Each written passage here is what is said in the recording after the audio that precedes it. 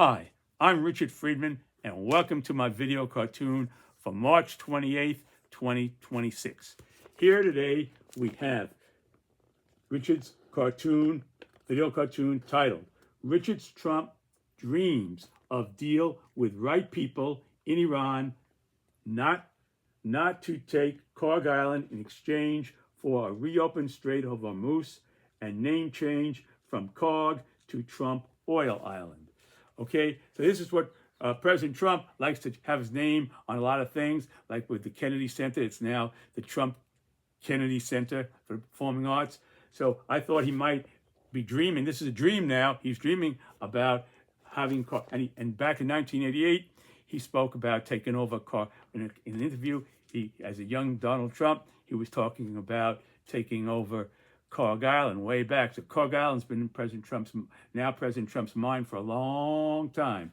So I thought he might want to have his name, the island changed from Kharg to Trump Oil Island.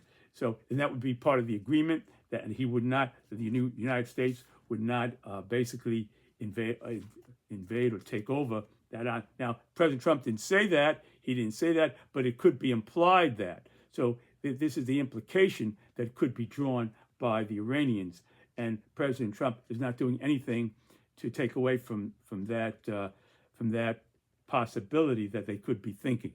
Okay, and the Iranians are now putting booby traps all over the place there on Kharg Island here. Okay, so here is Kharg Island right here that I've renamed Trump Oil Island here. You see? And here's President Trump dreaming. Yeah. And you see here that the ships are sailing through. Okay. There goes the ships here. They're sailing through the strait. So President Trump here is dreaming all this, these good things happening. The Strait of Hormuz being opened with all these ships going through here. There they go. All these ships going through the strait into the Red Sea, out to the Mediterranean, up to Europe. Everything is going beautiful. And there you got here, as I said before, you have your Trump Oil Island changed from Kharg, and here it is over here. Okay, now with that in mind, I want to first introduce you to a cartoon that's part of this introduction here, and that here we have President Trump here, okay, and here he is, and he's saying here, okay, President Trump watching his daily. This is the introduction to this. President Trump watching his daily 2-minute video clip of the U.S. big strikes on Iran. So I hear that President Trump watches every 2-minute interval.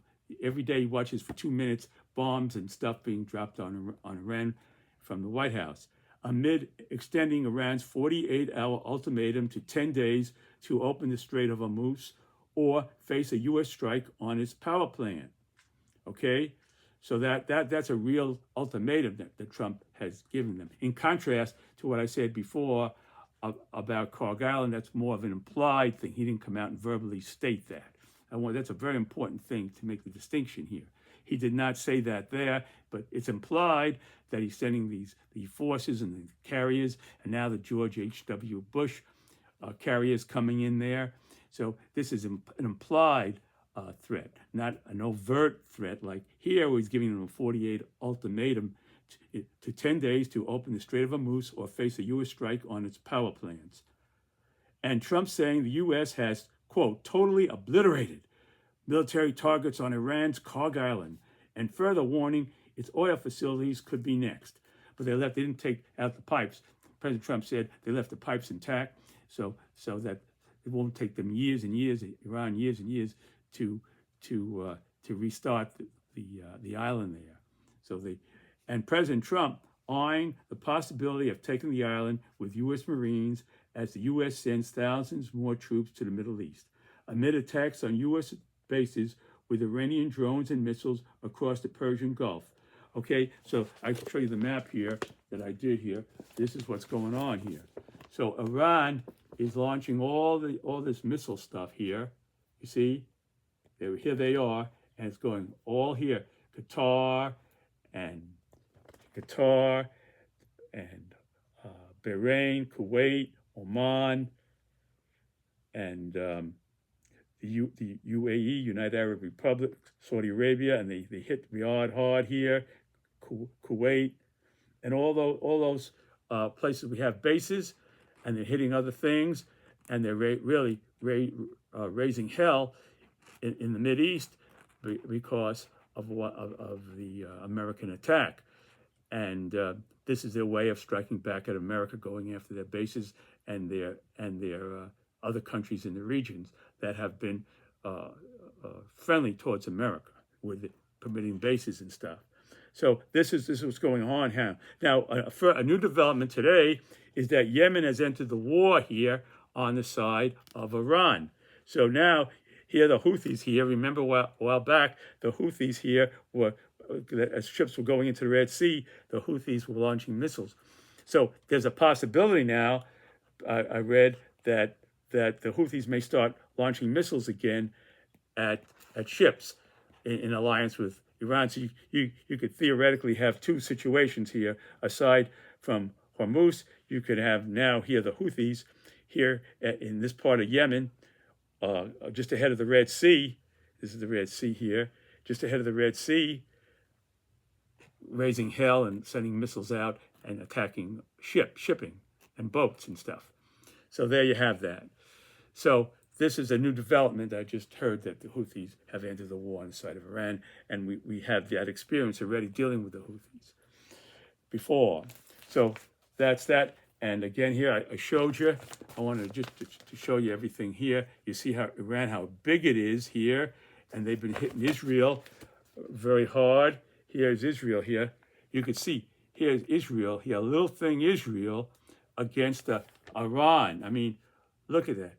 I mean, Iran is a huge thing here, you know. And now President Trump is talking about they want to go in and extract the uranium that's underground, the enriched uranium. So you're going to have all kinds of, there's some here, there, or whether they have a map of, I think I read that some in this area here, and they're going to go underneath and dig, and they're going to need security to do that, to get out that enriched uranium and who knows what, and all their missiles and stuff that they have that President Trump is saying we destroyed, and their drones. A lot of that is underground. They have tunnels where they store that stuff, and they're still firing away at assets in the Mideast.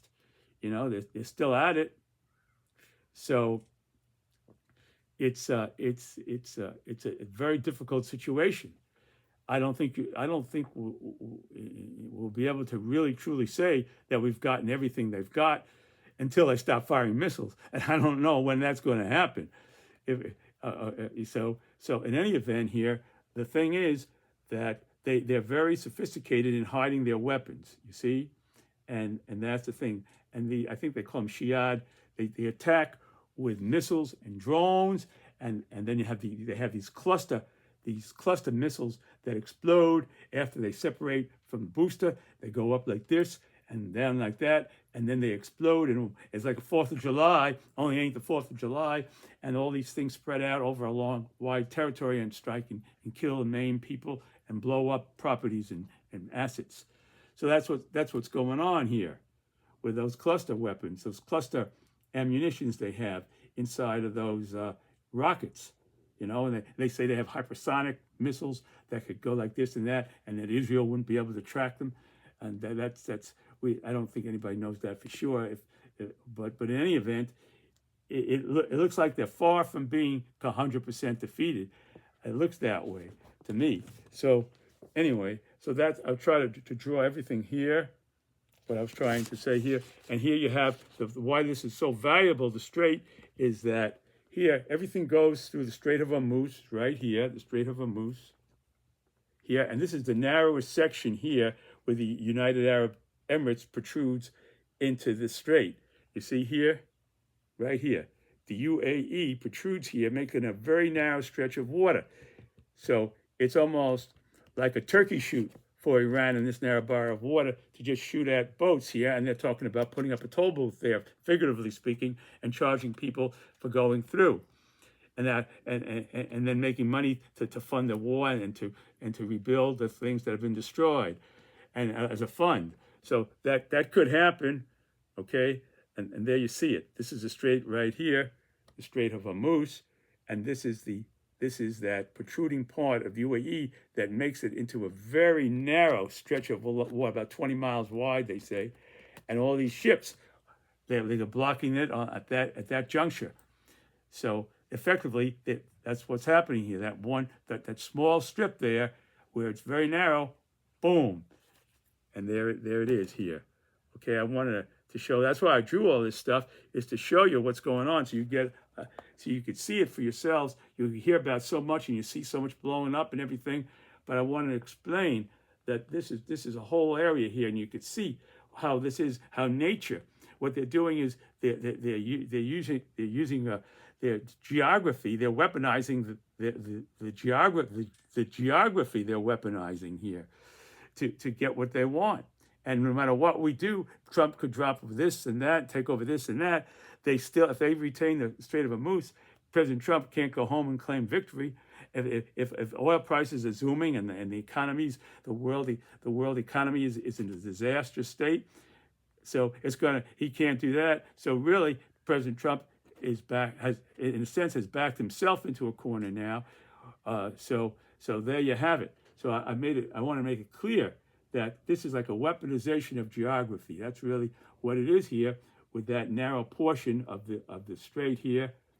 You see where it narrows out, right again here, where I showed you that the narrowing of the strait, and again here you've got here this Kharg Island, which they export. Iran exports all that stuff here through here, and it goes down here. And that's going to hurt them badly if that gets exploded. But even if whatever they do to Kharg Island, even if they take it over, it's only going to shut the Strait of Hormuz down even longer, because nobody's going to get through there. Even ships going to China won't be able to get through there. So there you have it. Okay, that's that. Okay, so again here is the strait, and you can see how close it is to Kharg Island. This is again here that narrow stretch that stretch that points out here and narrows the strait and gives them their toll booth.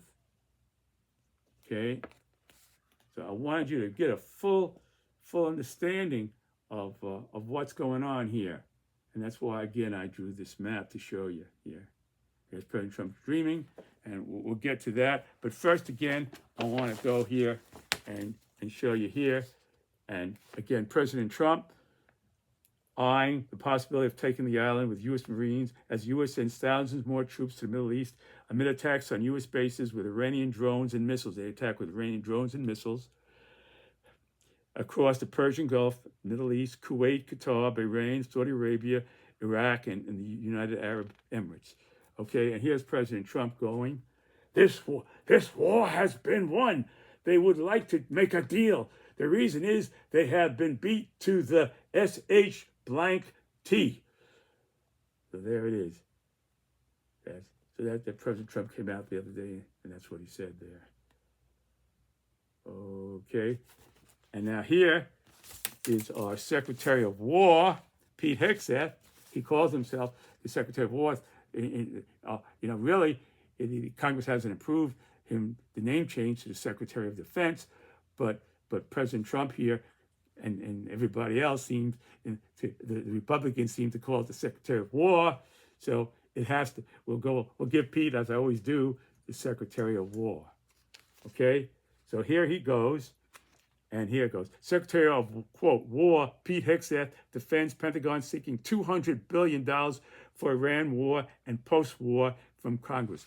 So that without a congressional approval, they're seeking for this whole war here, or President Trump now calls it a military operation. We have all these carriers. You have the George H.W. Bush carrier now going in, and all this is a military operation, and all these Marines, thousands of U.S. Marines and expeditionary forces going there. It's still a military operation to avoid not having to go to Congress, and because it would then be declared a war. So he's calling it an operation. That's how he seems to be going about. It appears that way.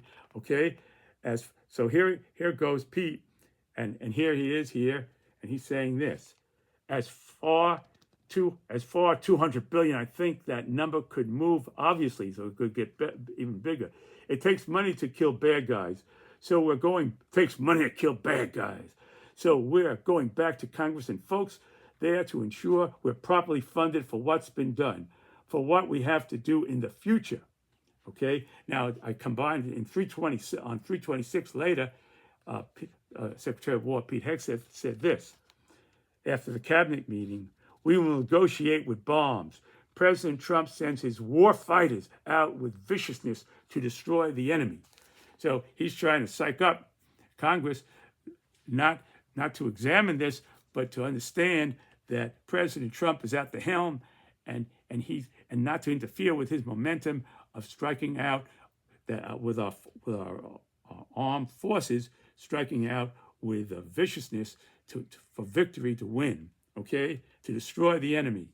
So this is the language that Secretary of War Secretary of War Pete Hegseth uses and refers to President Trump here, and they want $200 billion more from Congress for a war that has never been declared. It has not gone through Congress, and has not, and so it goes on and on and on. And so what I thought of when they said that the aircraft carrier George H.W. Bush was now moving towards the Mideast, I thought of George H.W. Bush and how he went about proceeding with kicking Iraq out of Kuwait at the time. And he went to the UN, and he went through a lot of procedures and to get a coalition put together. So I want to draw on that and show you here back then what happened there with George H.W. Bush and how he went about it in the speech he made. Here he is. Okay.